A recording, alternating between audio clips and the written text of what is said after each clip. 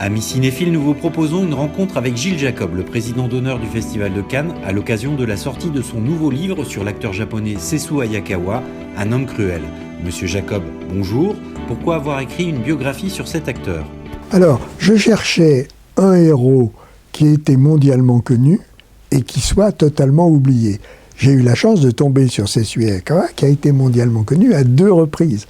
Donc j'avais 200% de satisfaction. Et quant à l'oubli, il est total, sauf si on dit le colonel du pont de la rivière Kwai. Et là, ça dit quelque chose au public. Vous êtes-vous permis des libertés dans l'écriture de cette biographie ? C'est comme le pont de la rivière Kwai. Le livre est construit comme ça, c'est-à-dire que c'est un pont, il y a des arches. Les arches, c'est la vérité. Et quand on n'a rien, le romancier nourrit entre les arches du pont. Et c'est la chair du livre. Et en réalité, tout le journal intime, tout le long du livre, de sa femme, je l'ai entièrement inventé, il n'existe pas. C'est au lecteur, je ne révèle pas, donc, quelle est la part historique, quelle est la part vraie de cette biographie romancée. C'est tout le charme éventuel du livre. Avez-vous ressenti le besoin de réhabiliter cet acteur ? Ce qui m'amusait, c'était de peindre un personnage totalement oublié aujourd'hui, personne ne sait qui c'est. Pour évoquer quelque chose aux gens, il faut leur dire « Est-ce que vous avez vu le pont de la rivière Kwai ?» Oui, bien sûr. Eh bien, c'est le colonel, chef du camp, qui torture le commandant anglais, etc. Ah, bon, d'accord. Mais sinon, il a été 2 fois mondialement connu, 1915-1957, oublié déjà de son vivant, et évidemment oublié ensuite.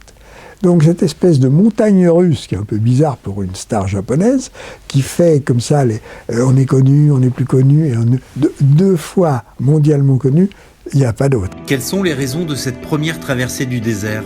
Alors, c'est l'arrivée du parlant.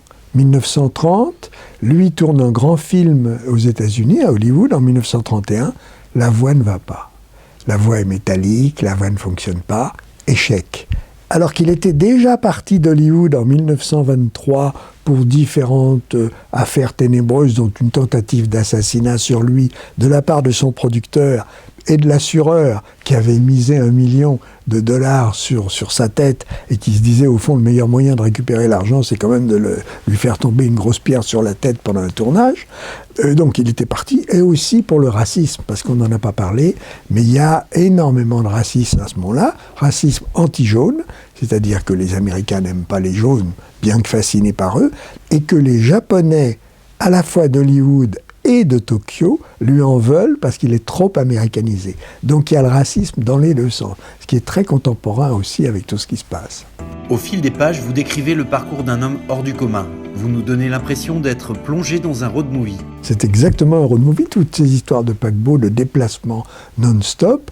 En fait, il ne pouvait pas rester en place, alors que sa femme aurait aimé se poser. Sesu Hayakawa était-il vraiment cruel, comme l'indique le titre de votre livre ? Moi, je voulais l'appeler Sesu. Mais mon éditeur, Grasset, m'a dit ça va rien dire aux gens, donc il faut mieux définir.